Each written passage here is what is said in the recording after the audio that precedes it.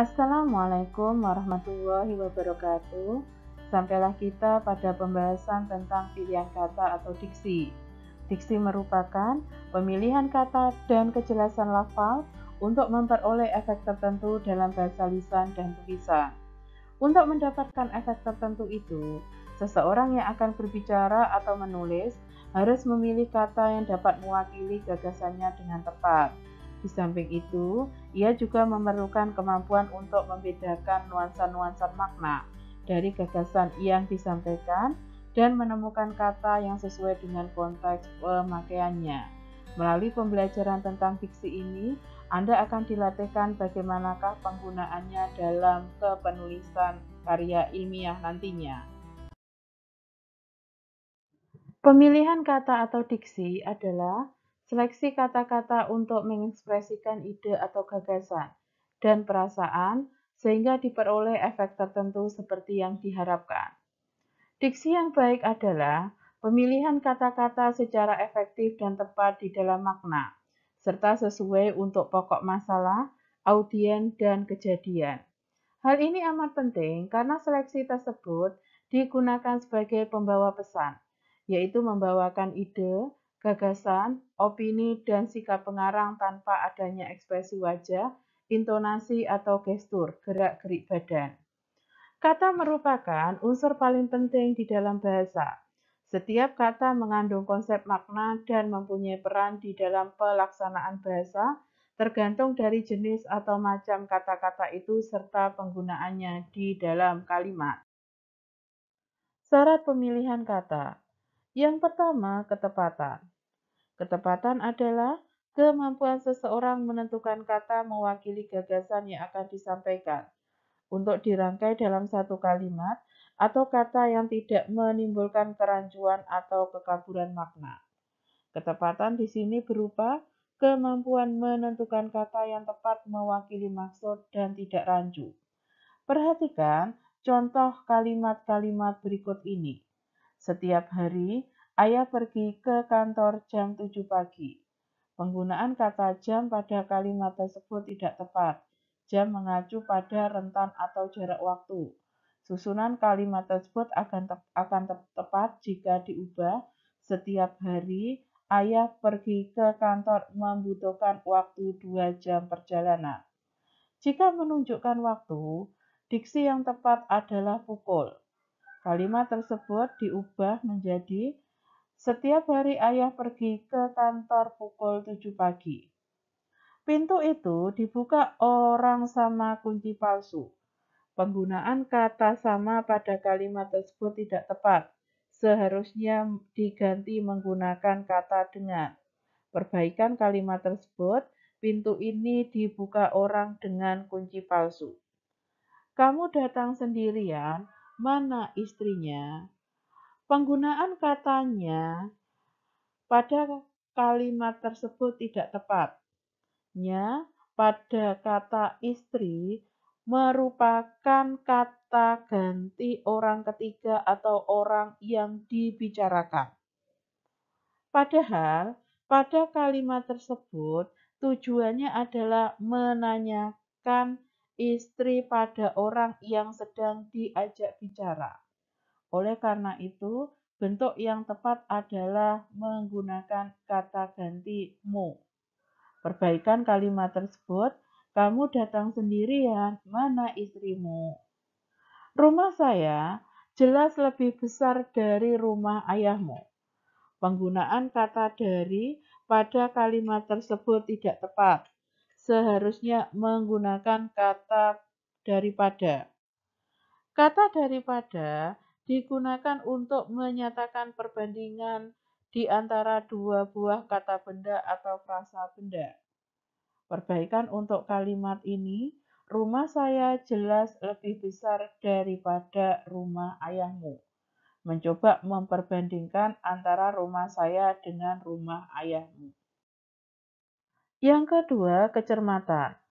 Kecermatan adalah kemampuan memilih kata yang diperlukan untuk mengungkapkan gagasan, pikiran, dan perasaan, sehingga terhindar dari kata-kata yang mubadir. Kecermatan di sini berupa kemampuan menentukan kata yang benar-benar diperlukan untuk menyampaikan maksud, tidak mubadir. Penyebab terjadinya kerancuan diantaranya menggunakan kata bermakna jamak secara berganda.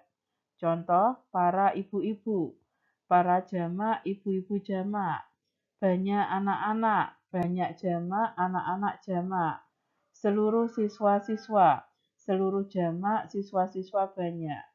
Bentuk yang tepat dipilih salah satu, para ibu atau ibu-ibu, banyak anak atau anak-anak, seluruh siswa atau siswa-siswa. Yang kedua, menggunakan kata yang mirip fungsi atau makna secara berganda. Demi untuk, adalah merupakan, sangat amat sekali, dan agar supaya. Yang ketiga, menggunakan kata bermakna saling secara berganda. Saling bermusuh-musuhan. Bermusuh-musuhan sendiri sudah menandakan arti saling bermusuhan. Saling pukul-memukul. Pukul-memukul sudah berarti saling pukul. Yang keempat, menggunakan kata yang tidak diperlukan. Maksud daripada kedatangan saya adalah penggunaan kata daripada pada kalimat ini tidak tepat. Cukup diubah, maksud kedatangan saya adalah. Rapat ini diadakan untuk membicarakan tentang perbaikan gaji pegawai. Kesalahan pada kalimat ini penggunaan kata tentang tidak diperlukan. Kalimat ini akan tepat jika diubah. Rapat ini diadakan untuk membicarakan perbaikan gaji pegawai. 3. Keserasian. Keserasian dalam pemilihan kata berhubungan dengan kemampuan seseorang menggunakan kata yang sesuai dengan konteks atau situasi pemakaiannya, yakni kesesuaiannya dengan kebiasaan penggunaan kelompok kata tertentu. Adapun makna situasi di sini adalah kelaziman penggunaan kata tertentu yang sesuai dengan sistem nilai masyarakat yang berlaku. Terdapat beberapa variasi makna kata yang bisa kita gunakan. Yang pertama, makna denotatif dan konotatif. Makna denotasi adalah makna yang mengacu pada gagasan tertentu atau makna dasar, yang tidak mengandung makna tambahan atau nilai rasa tertentu. Sedangkan makna konotasi adalah makna tambahan yang mengandung nilai rasa tertentu di samping makna dasarnya. Contoh, karena perlu biaya, ia menjual kambing hitamnya dengan harga murah. Kambing hitam pada kalimat ini berarti kambing yang berwarna hitam. Berbeda halnya dengan kalimat berikut ini. Dalam setiap kerusuhan, mereka selalu dijadikan kambing hitam. Kambing hitam pada kalimat ini merupakan makna kiasan, yang berarti pihak yang dipersalahkan. Yang kedua, kata umum dan kata khusus.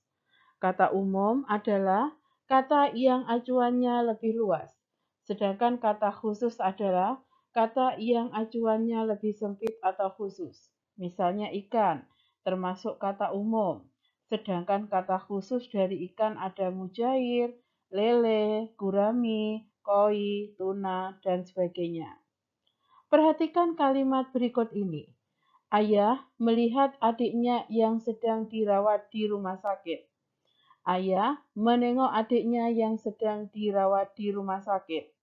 Ayah melirik adiknya yang sedang dirawat di rumah sakit. Kalimat di atas memiliki makna umum yaitu melihat, dan kata khusus yaitu menengok dan melirik. Pada kalimat pertama, kata umum masih bisa digunakan sesuai dengan konteks kalimat di atas. Sedangkan pada kalimat ketiga, kata khusus melirik tidaklah sesuai dengan konteks kalimat tersebut. Kata khusus yang sesuai adalah menengok pada kalimat kedua. Pak Ujang membawa karung beras yang sangat berat. Pak Ujang memikul karung beras yang sangat berat. Pak Ujang menjinjing karung beras yang sangat berat. Kata khusus dari kata umum membawa yang tepat sesuai dengan konteks di atas adalah memikul. sedangkan menjinjing tidaklah tepat digunakan dalam konteks kalimat tersebut.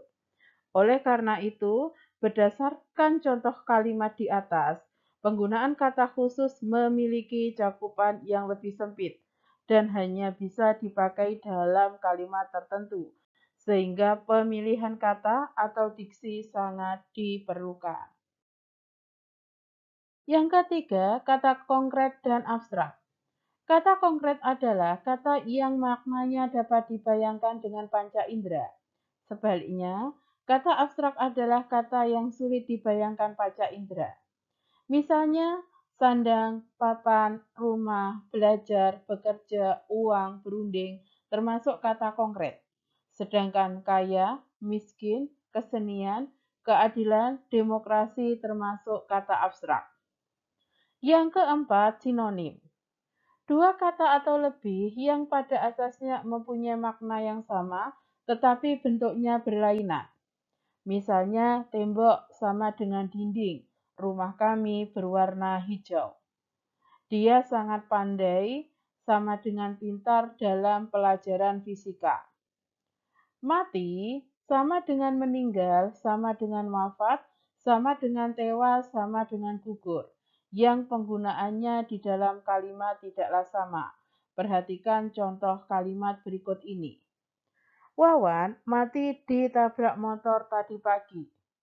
Ningsih meninggal beberapa bulan yang lalu. Nabi Muhammad wafat pada usia 63 tahun. Perampok itu tewas dihajar massa. Pahlawan gugur di medan perang. Yang kelima, pembentukan kata dengan pengimbuan. Pengimbuan adalah proses pembentukan kata dengan menambahkan imbuhan pada kata dasar.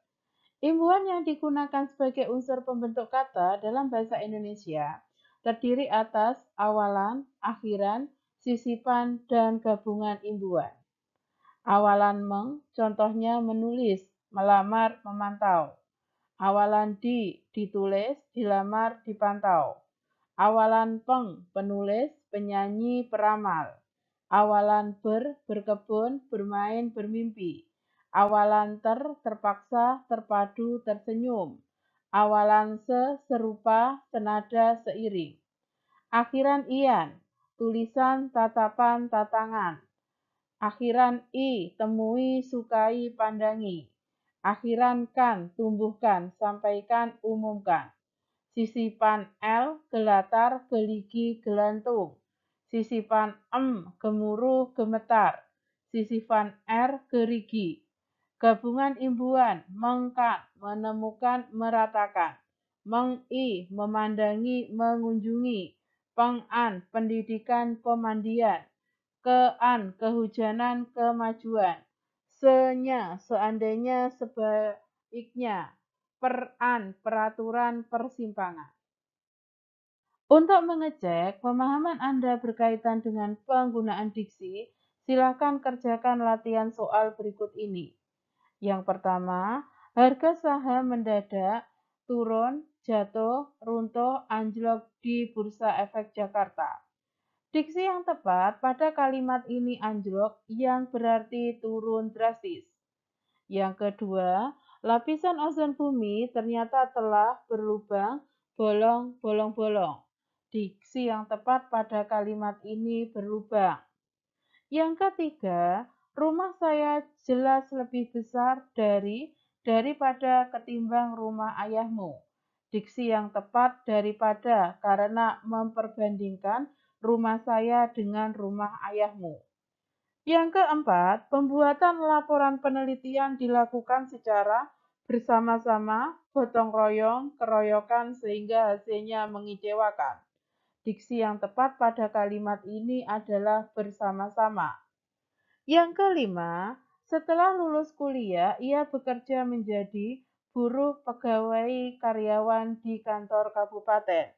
Diksi yang tepat adalah pegawai, karena kalau karyawan mengacu pada perusahaan. Karena ini adalah kantor kabupaten, maka kata yang tepat adalah pegawai. 6. Bank Mandiri menambah satu produk baru dengan meluncurkan sertifikat deposito. Diksi yang tepat untuk kalimat ini seharusnya meluncurkan diganti dengan menerbitkan, yang berarti mengeluarkan. Yang ketujuh, Direktur Keuangan PT Gudang Garam mengakui bahwa laba semester 1 tahun 1994 anjlok 33%. Kata anjlok seharusnya diganti naik karena menunjukkan laba yang naik 33%. 8. Para pedagang kaki lima tidak dikehendaki berjualan di sepanjang trotoar. Tidak dikehendaki, diksi bisa diganti dengan dilarang. Pembetulan untuk kalimat tersebut adalah para pedagang kaki lima dilarang berjualan di sepanjang trotoar. 9. Upah pegawai negeri akan ditingkatkan mulai tahun anggaran yang akan datang. Kata ditingkatkan seharusnya diganti dengan dinaikkan. 10. Polisi telah berhasil menangkap pelaku pengerusakan gedung setelah sebelumnya melakukan perlawanan. Kesalahan pada kalimat tersebut terletak pada penggunaan diksi pengerusakan. Pean digunakan pada kata-kata yang dimulai dengan konsonan L, R, W, Y, M, N, G, dan NY. Berbeda halnya akan menjadi pengan digunakan pada kata-kata yang mulai konsonan K, KH, H, dan G. Pada kalimat pengerusakan, seharusnya yang benar adalah berbentuk pean, bukan pengan. Akan menjadi pengan kalau bertemu dengan kata dasar yang dimulai dengan huruf K atau konsonan K. Seperti pada kata pengiriman. K di sini luluh sehingga menjadi pengiriman. Perusakan, kata dasar rusak plus akhiran an menjadi perusakan. Jadi kalimat 10 akan menjadi tepat kalau diubah, polisi telah berhasil menangkap pelaku perusakan gedung setelah sebelumnya melakukan perlawanan. Terima kasih, semoga bermanfaat. Wassalamualaikum warahmatullahi wabarakatuh.